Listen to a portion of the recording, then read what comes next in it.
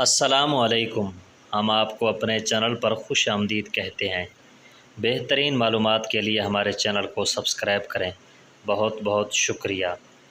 حضرت علی رضی اللہ تعالی عنہ نے فرمایا، سورج کی کرنیں زمین پر پڑنے سے پہلے نیند سے اٹھ جایا کرو، کیونکہ اس وقت رزق تقسیم کیا جا رہا ہوتا ہے۔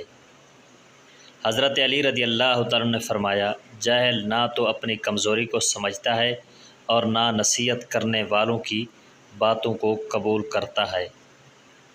حضرت علی رضی اللہ تعالیٰ نے فرمایا، خاموشی ایک عظیم نعمت ہے، خاص طور پر اس وقت جب اختلافات زیادہ ہوں، آوازیں بلند ہوں، علم کی کمی ہو اور دلیل کی کوئی اوقات نہ ہو۔